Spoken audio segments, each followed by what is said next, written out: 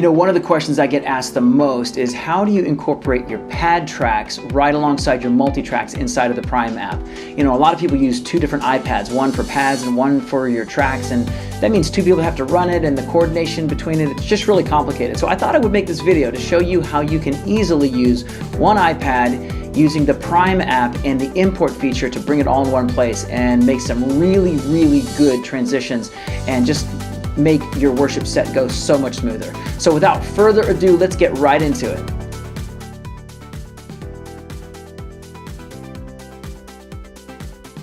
Well, the first thing we need to do is locate the folder that has our pad MP3s in it. Usually when you get a pad pack, it's going to have 12 or so MP3s with each of the 12 keys. So we're going to locate those, and we're going to do a 2-finger tap or a control tap to bring up the contextual menu, and then we're going to choose compressed, and that will turn these files into a compressed zip file. And then we'll give the file a name.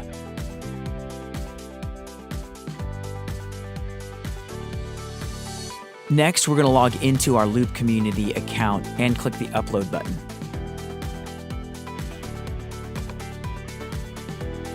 Once we do that, we're going to click on Upload to Prime Cloud. From here, we're going to select the file that we just created, and it'll begin the uploading process.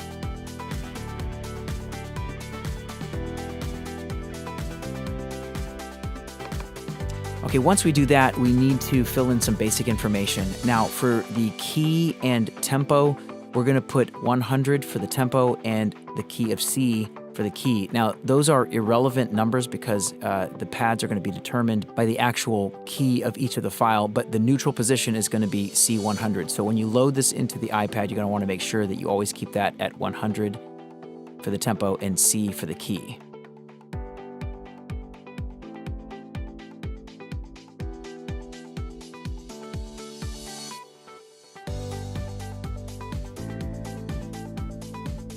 Click Submit.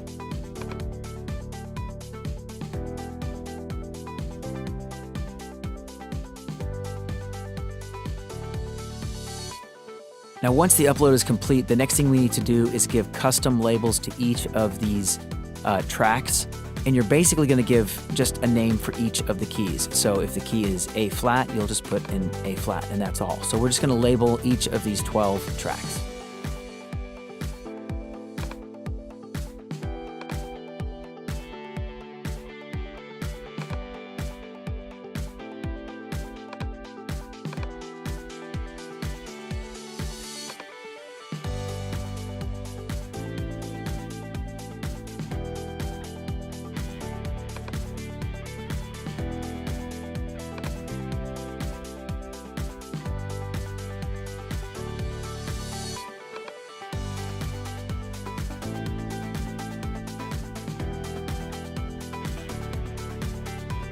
Once that's done, we'll click Submit.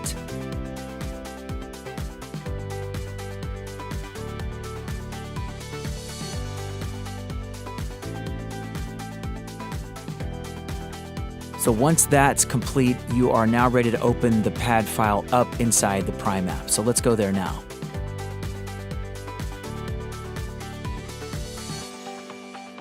So in my set list, I've got 2 songs, and I want to put a pad in between them so that I can have a transition period.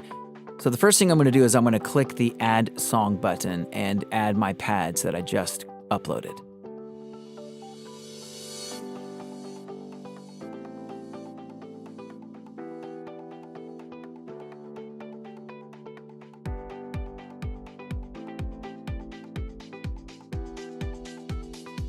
Now, once it loads completely, I'm going to reposition it in my set list by clicking the Edit Set List button and put it right there in the middle.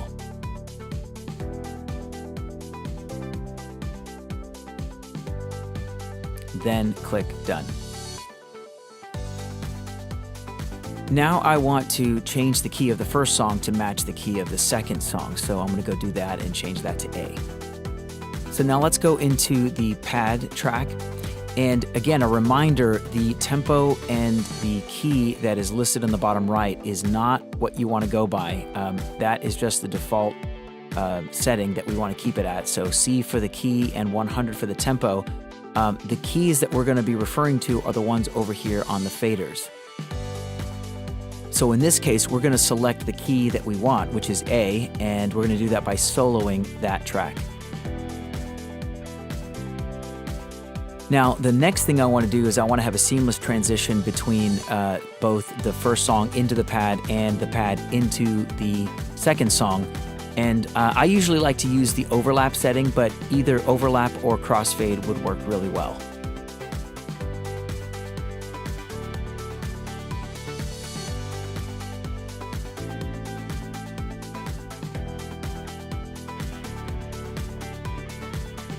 So now let's play the end of the first song and let's hear what that transition sounds like.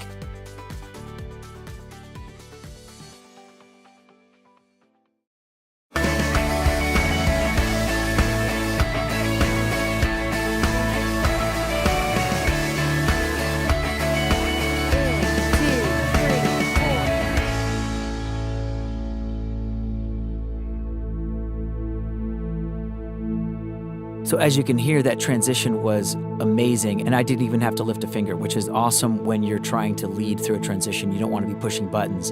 And that will run for 20 minutes or until you are ready to go to the next song. And when you're ready, you just click that bottom right arrow and it will seamlessly transition to the next song. Interlude 3, 4, 5, 6.